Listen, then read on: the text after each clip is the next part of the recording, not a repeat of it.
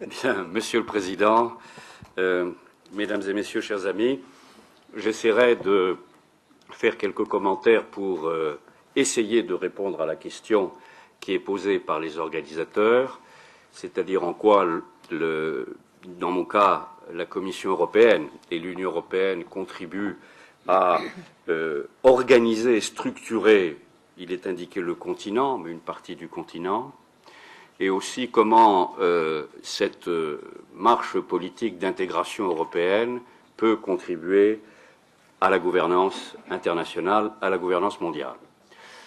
Alors, ce matin, nous avons eu des interventions extrêmement riches, percutantes, intéressantes, certaines d'entre elles, sur les causes, les manifestations et les conséquences des différentes crises que nous devons affronter au niveau mondial, au niveau international, et à partir de là, donc, les réflexions sur des réponses de gouvernement ou de gouvernance mondiale. Je ne vais pas vous infliger encore une analyse de plus sur cette situation générale de notre planète. Je dirais que ce qui est en train de se passer est une mutation importante dans les réponses qu'on essaye d'apporter collectivement au niveau mondial.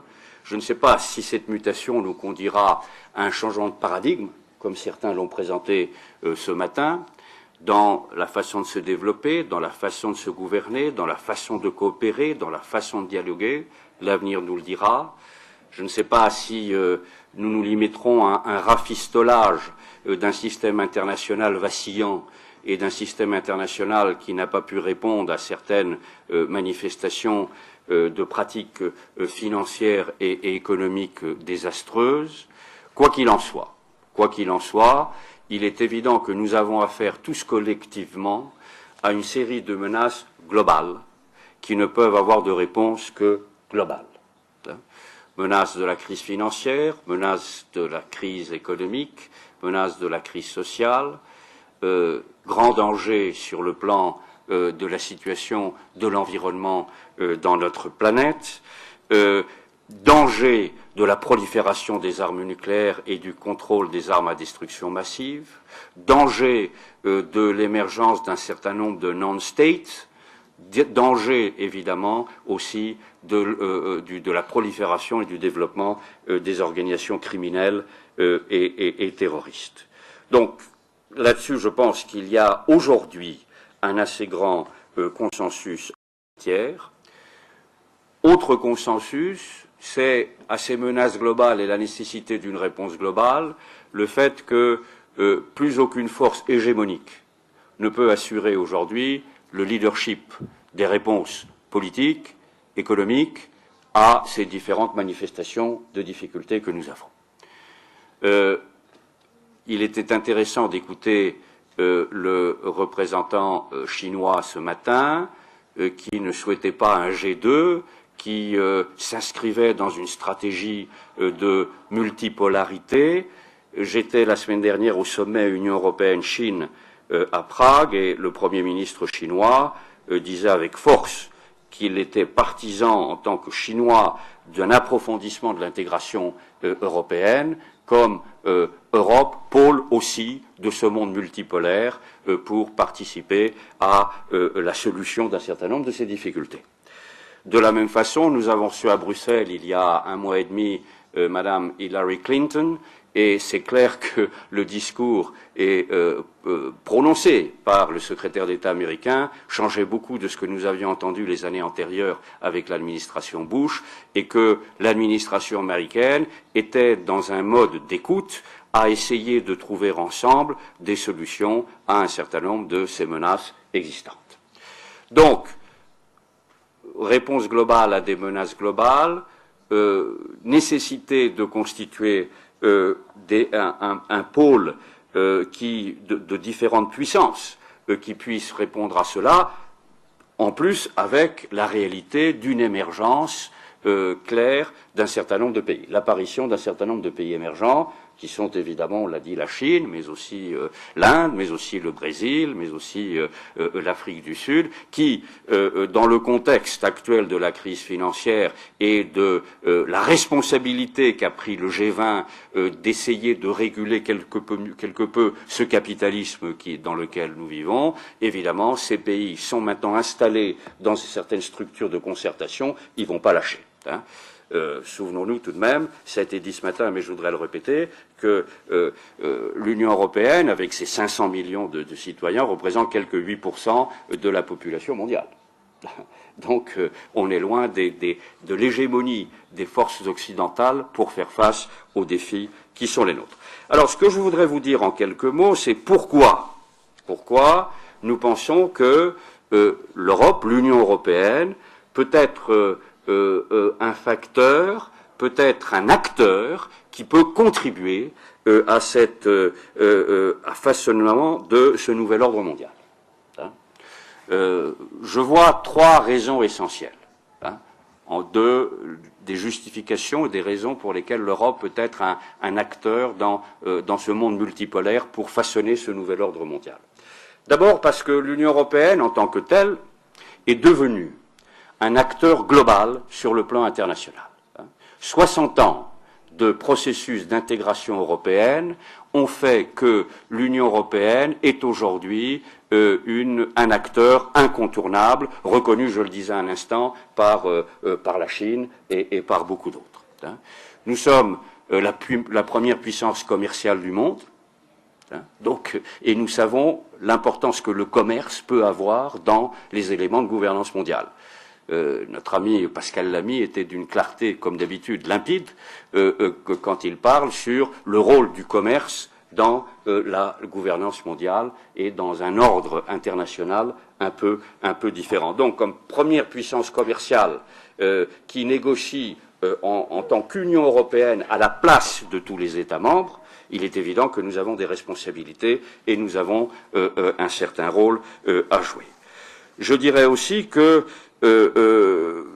l'euro, malgré toutes ses difficultés, constitue aujourd'hui la deuxième monnaie de réserve internationale et nous donne aussi un certain nombre de responsabilités sur le plan monétaire. Hein. Tel que l'euro est utilisé par toute une série de pays aujourd'hui, font que il est aujourd'hui incontournable avec le dollar et donc il nous met dans un cadre de responsabilité et de dialogue indispensable. Je dirais aussi que acteur mondial dans le fait que nous avons une tradition en tant qu'Union européenne de contribuer à l'aide au développement. Alors, je sais qu'on pourrait avoir un débat en tant que tel sur l'aide publique au développement dans le monde, ses limitations, ses échecs, ses difficultés, mais n'empêche que l'Union européenne assure plus de 50% de toute l'aide publique mondiale qui est donnée. C'est non seulement un signe que nous donnons à l'extérieur de ce que nous sommes intéressés par le développement du monde et des plus défavorisés, mais c'est aussi un acte concret de solidarité qui est fait par nos citoyens qui acceptent qu'une partie de leurs impôts soit aussi dédiée à une certaine solidarité internationale. L'Union européenne en tant qu'acteur mondial se reconnaît aussi par la défense de certaines valeurs et principes. Carlos Alberto Alba était clair là-dessus. Je crois que nous avons la même approche que le Mercosur, c'est-à-dire la défense de l'état de droit, la défense de la démocratie, la défense des droits de l'homme. Ça nous cause des difficultés avec quelques partenaires comme la Chine, comme vous savez. Ces politiques sont aussi pleines de contradictions, parce que nous avons nos propres contradictions, c'est évident, mais n'empêche que la visibilité et l'identité européenne à l'extérieur se définit autour de cette valeurs et de ses principes, ce qui est important parce que ça réunit les 27 pays et les 500 millions de citoyens. Nous n'acceptons aucun État membre nouveau dans l'Union européenne qui n'a pas aboli la peine de mort chez lui. C'est une condition de son entrée. J'étais négociateur en chef de l'entrée des 10 et des 12 pays dans la dernière vague d'élargissement. Il est évident que c'était une condition d'entrée dans l'Union européenne. Donc ça nous définit comme avec des principes et des valeurs, incontestablement. Autre trait du fait que nous sommes acteurs internationaux, c'est que depuis quelques années, sous l'impulsion de la Commission européenne, de mon institution, nous avons œuvré pour mettre sur le tapis la question de la lutte contre le changement climatique. Et nous avons été les premiers, après beaucoup de difficultés, à prendre des engagements concrets pour réduire le niveau de pollution, pour nous engager vers une plus grande efficacité énergétique et aussi pour donner une plus grande place aux énergies renouvelables. Et nous avons été le moteur au niveau mondial d'une persuasion que ce domaine était absolument indispensable et après Kyoto, nous allons vers Copenhague avec une certaine force.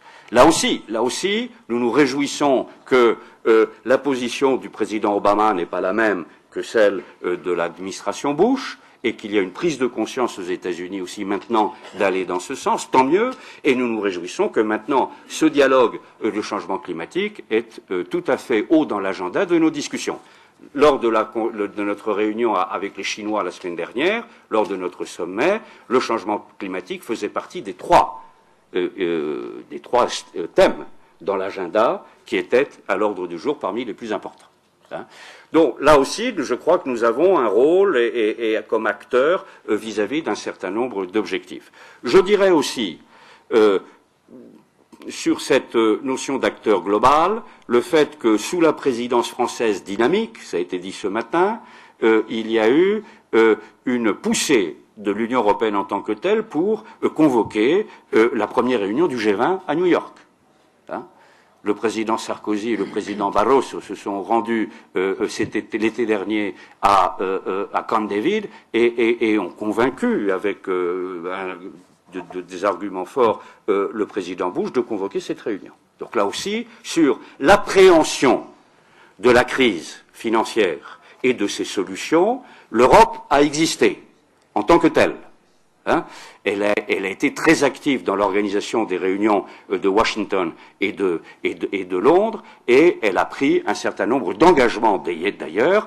Hier, pas plus tard qu'hier, à Bruxelles, la Commission européenne a pris une décision proposant à ses États membres de mettre en place des mécanismes de supervision des mécanismes financiers et de contrôle de l'activité financière pour le futur. Donc, vous voyez que, grâce à 60 ans d'efforts, avec beaucoup de difficultés, avec beaucoup d'imperfections, avec beaucoup de contradictions, nous sommes aujourd'hui un acteur global incontournable. Il nous manque une chose essentielle, qui est le fait, si nous sommes un acteur global, nous ne sommes probablement pas encore un acteur politique global. Parce que nous ne sommes pas encore arrivés à un processus de partage des souverainetés suffisantes qui fasse qu'on puisse parler d'une voix. Titre d'exemple, je négocie avec les Russes un accord global de coopération. On pèse l'addition de nos divisions. Et donc on n'est pas arrivé, bien c'est clair, à cette capacité d'être un acteur politique global, même si nous avançons beaucoup. Javier Solana, ces 10 dernières années, a fait beaucoup d'efforts et a fait beaucoup de progrès pour nous mettre en place un début de politique extérieure et de sécurité. Nous touchons donc des thèmes extrêmement sensibles pour la souveraineté, qui sont les thèmes de sécurité, les thèmes militaires. Mais bon, on a encore beaucoup de chemin à faire. Mais pouvons-nous participer avec d'autres à cette mise en œuvre d'un monde multipolaire assurant la gouvernance mondiale? Première raison de réponse, oui, parce que nous sommes déjà un acteur global grâce à les résultats d'une intégration de 60 ans. Deuxième raison que je voudrais évoquer ici, c'est que nous avons une certaine crédibilité pour être un acteur. Pourquoi? Parce que l'Union européenne, pour le dire d'une certaine façon, peut représenter le triomphe ou la victoire de la réconciliation sur la haine, de la coopération sur le chaos et de la loi sur la violence.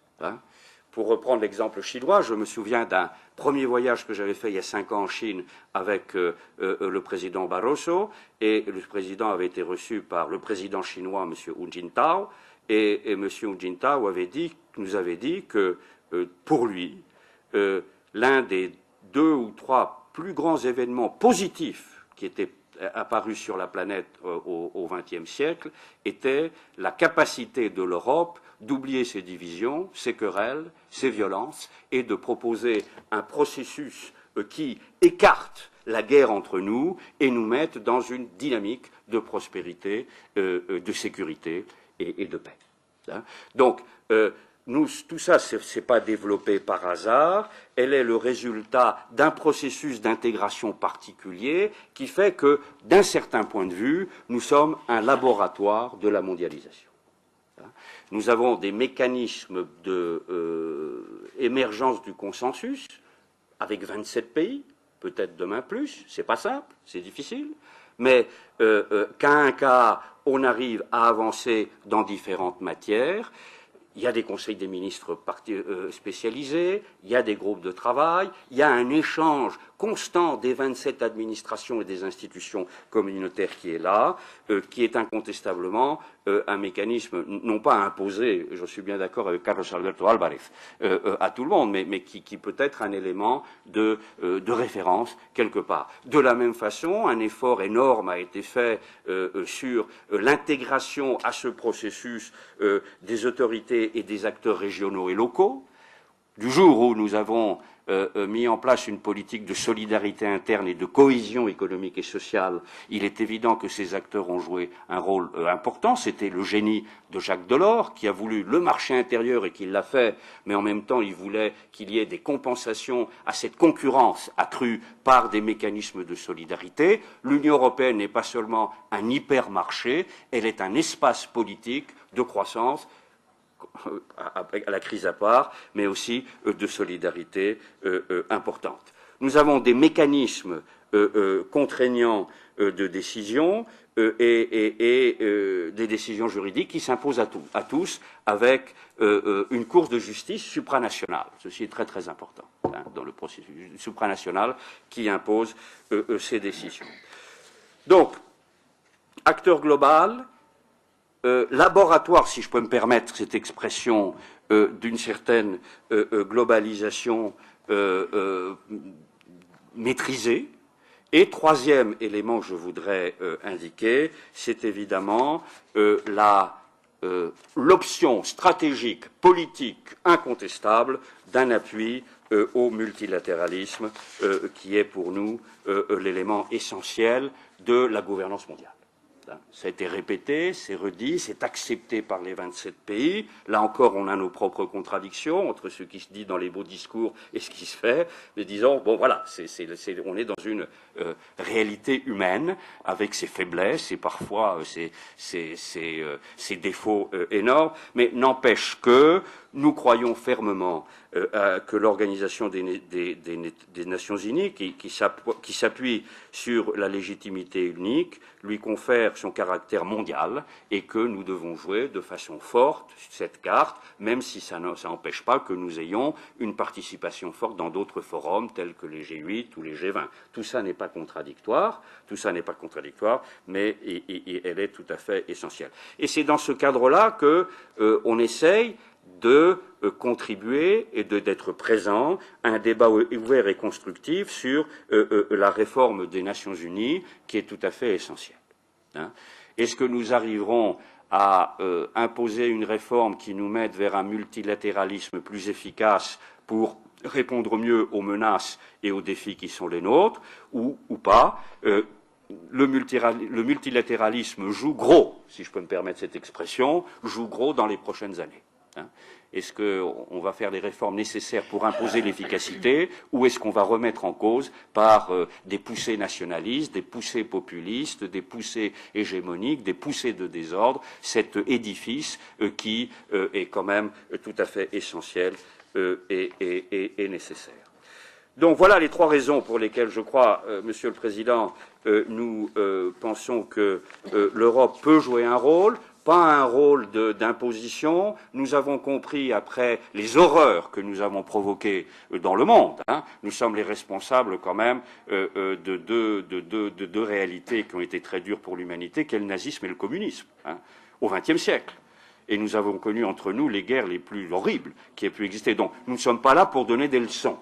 Simplement, il y a une réalité historique et nous avons appris de l'histoire que nous ne pouvons plus avoir un rôle hégémonique, qu'il nous fallait, sur les bases des valeurs et des principes, il nous fallait, sur les bases d'une vision du monde, contribuer beaucoup mieux que par le passé à la gouvernance mondiale.